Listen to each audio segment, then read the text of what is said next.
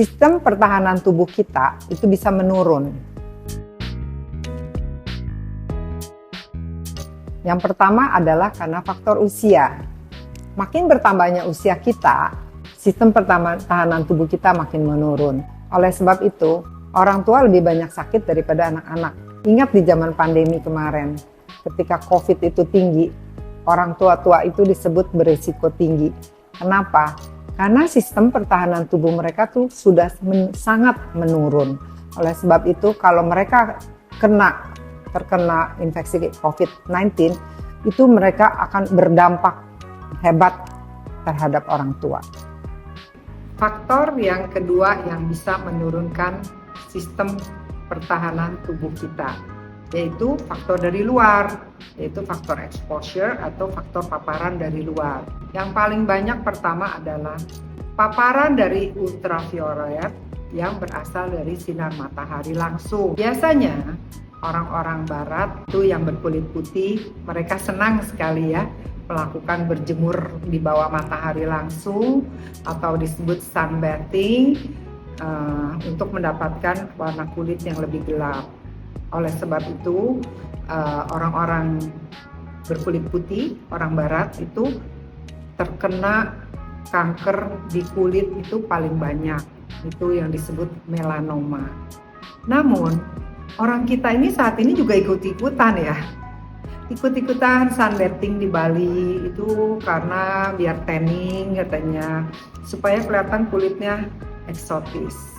Ya itu pilihan, tapi saya berkewajiban memberikan informasi, hati-hati kalau kita terpapar dengan sinar matahari langsung untuk waktu yang cukup lama. Yang kedua adalah bau-bauan. Kita pasti tahu bau kuteks, bau terutama bau dari kursi yang baru, karpet yang baru, mobil baru, itu bau-bauan yang mengandung solvent. Kuteks juga sama, di samping itu juga ada kita juga seringkali kayak bau bensin. Bau bensin itu juga sangat toksik ke dalam tubuh kita sehingga mempengaruhi sistem pertahanan tubuh kita. Yang ketiga adalah ultra processed food. Ultra processed food sebaiknya tidak dikonsumsi memang. Karena apa? Kenapa? Karena banyak mengandung bahan-bahan artifisial seperti pemanis buatan, pewarna buatan. Di samping itu juga banyak mengandung pengawet. Yang keempat adalah tembakau. Nah, ini banyak di mana? Di rokok. Jadi bagi mereka yang merokok, tembakau itu juga bersifat toksik bagi tubuh. Namun, yang juga bahaya adalah orang-orang di sekitarnya, yaitu kita di sini menyebutnya adalah perokok pasif.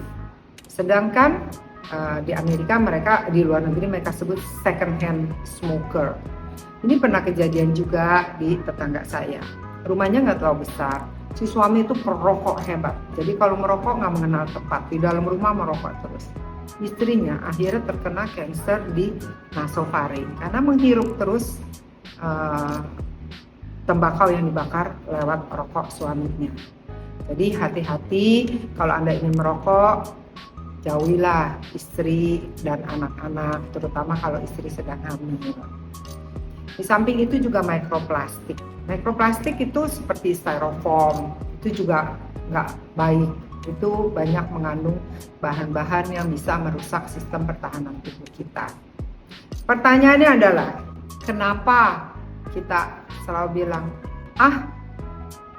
masa sih cuman kita pakai kuteks aja, kalau kita makan ultra processed food itu langsung sakit, ataupun orang itu udah kerja kuteks bertahun-tahun, ya nggak apa-apa. Karena selama sistem pertahanan tubuh kita berfungsi dengan baik, dia mempunyai kemampuan untuk mencegah, melindungi, dan memperbaiki kesehatan kita.